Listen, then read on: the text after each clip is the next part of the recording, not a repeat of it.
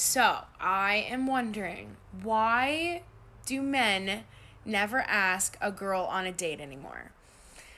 I find anytime I've ever talked to guys, it's always like, oh, like, let's watch a movie, which obviously I know where that leads. But, anyways, please clarify about why you guys do not ask girls on dates anymore.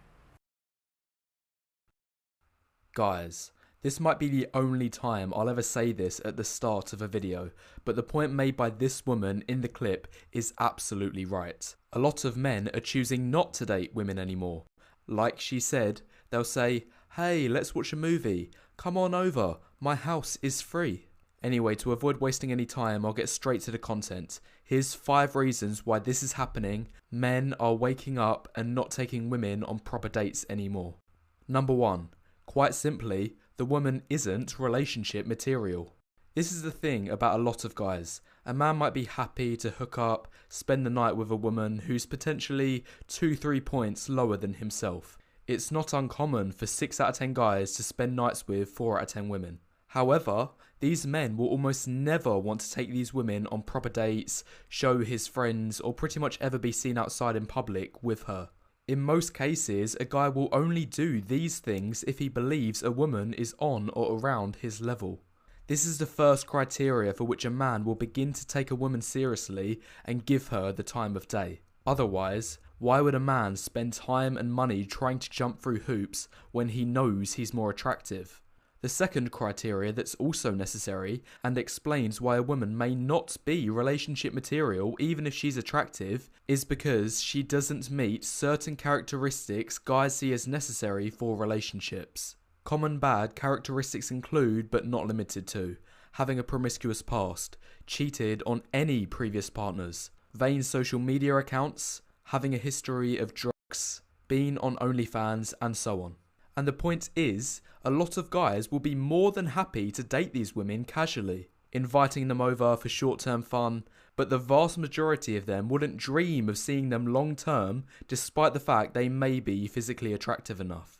Now, before I move on to reason 2, I'm going to expand a little more on this point here about promiscuous pasts, because I see a lot of people, both men and women in fact, who don't understand why it's obviously seen as a negative by most guys. I've sometimes heard women say, "Yeah, I've slept around, but I'm ready to settle down now and my past doesn't change who I am as a person." Nope, all of this is wrong. You can't just jump off the carousel when you please and think men are just going to accept you for it. It doesn't work like that. Here's an example. Let's say you know a guy who's known to have stolen money from people in the past. If this is the case, you're hardly going to trust him with your wallet the first day he says he's never going to steal again. Similarly, if a woman claims she's ready to settle down, how will a guy know this is true and she won't go back to her previous ways? It makes no sense for him to give her his commitment, and in fact, it's a much safer option for him to keep things casual. This is the first reason why men don't ask women on proper dates anymore. Now moving on to reason 2, and this applies mainly to women approaching or already above 30. And that is the majority of high quality men who desire relationships are already taken. This one's easy to explain and I'll do it using this chart I've used in 2 previous videos. Picture, when a woman is in her low 20s, she's going to be in a position of abundance of all 4 of these types of men. She's at her attractiveness peak, so all the attention is going to be on her. There's going to be men with good genetics, tall, strong, good eyes, hair, jawline, and men with bad genetics, weak, short, low testosterone. There will also be men that are good and bad providers. Bad providers, the guys who are broke, don't value commitment, are promiscuous or at least trying to be. Meanwhile, good providers are men with high ambition, stable resources and value relationships and commitment. Also, I just want to point out that although not many men in their early 20s are going to be immediate good providers, the key is they'll have potential. They'll be the ones getting great educations, on a path to well-paying, high-status careers, or alternatively, they may be starting a business or 2 on the side, which are just beginning to get their feet off the ground. Either way, these guys aren't bringing home the big bucks yet. But the potential is key and their prosperity is likely just around the corner. Anyway, the point is, as time goes by and some women spend their best years partying, going out, casually dating, the pool of highest quality guys dwindles. The good genetics, good provider guys are the first to go as they pair off with other high quality women. In fact, this group dwindles far faster than any of the other three. The beta provider group effectively stays the same as they get friend zoned or placed into the party girls' orbit. The fuckboy group also stays the same as none of them wanted to commit anyway. And the low value men group never changes because they don't bring anything to the table. So by the time a woman is approaching or reaches her 30s, the only options she'll have left are these undesirable groups. And if she foolishly chooses to date the most attractive guys, chances are she'll bump into one of these fuckboys and wind down the bitter spiral saying, "Guys don't want to commit anymore, they're all jerks. Where did all the good men go?"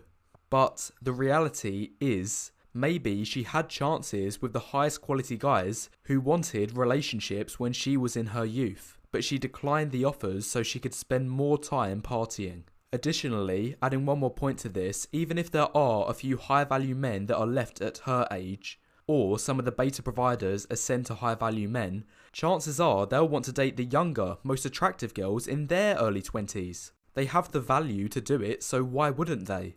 Anyway, bottom line, as a woman ages, she will likely find slimmer and slimmer pickings available dating wise. And the only men left are going to be genetically inferior beta guys or the same Chad alphas who are never going to settle down.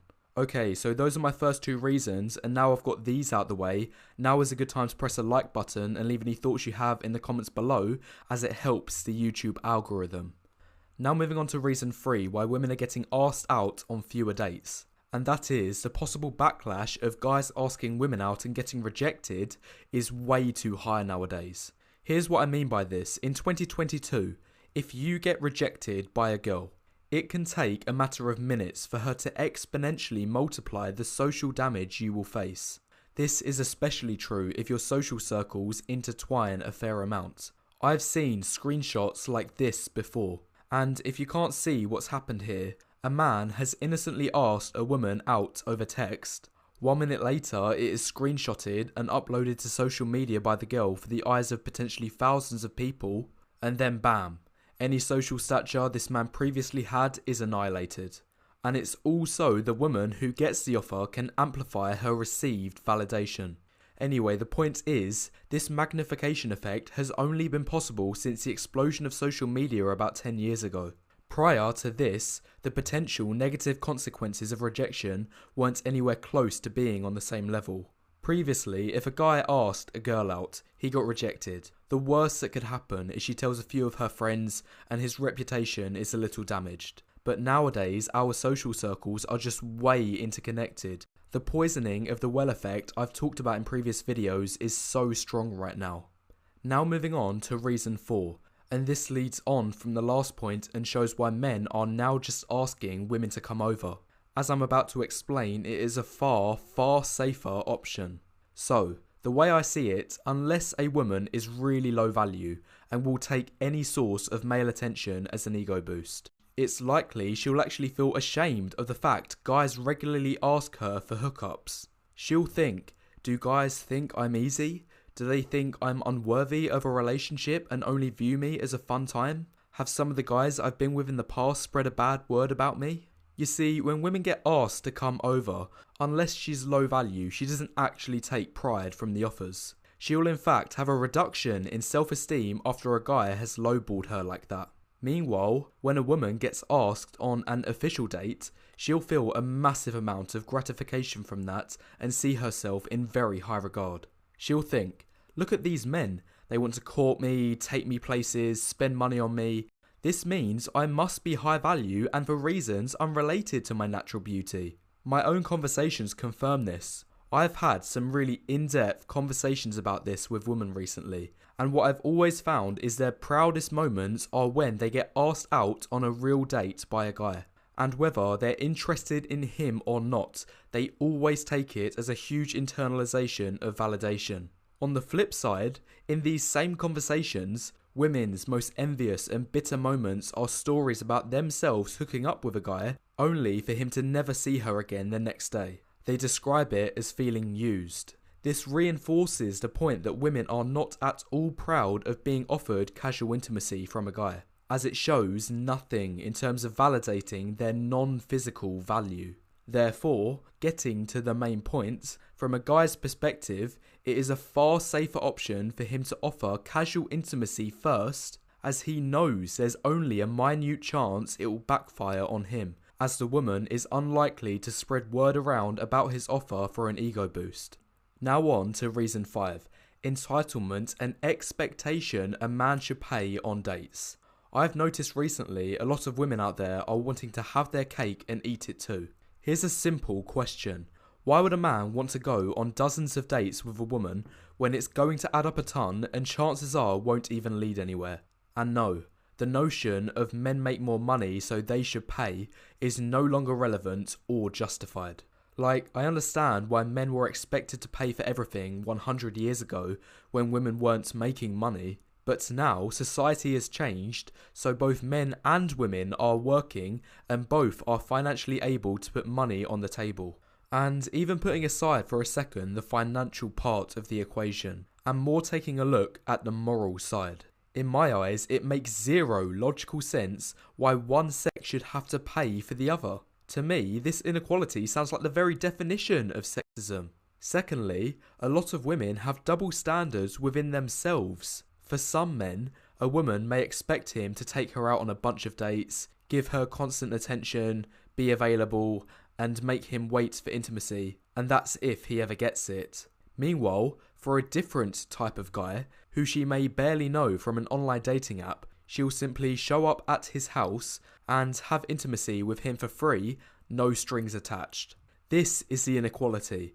Why is the price set for one man different for another man? And if a new guy comes along, surely he's going to strive for the second option, the lower price, so he knows he's not wasting his time or money and he knows what he's getting is guaranteed. It's human nature that people always follow the path of least resistance. This is why it's a contradiction. If a woman has ever hooked up from an online dating app, club, or whatever else, she cannot get upset on social media saying guys don't want to date her properly, as she has not priced herself at that level. She has priced herself at zero and therefore deserves to get zero. It'd be no different from a store owner selling a product for really cheap, which obviously attracts a lot of new customers. Then, all of a sudden, he decides to go back to the higher price, and then he complains no one wants to buy his product anymore. So, back to the point. You can't just pick and choose what your price is depending on the guy who's approached you, or depending on how you feel on the day. That doesn't make a lot of sense. Anyway, that's the video guys, and these are my 5 reasons why men have stopped dating. Make sure you like the video and leave your thoughts below as it helps the YouTube algorithm.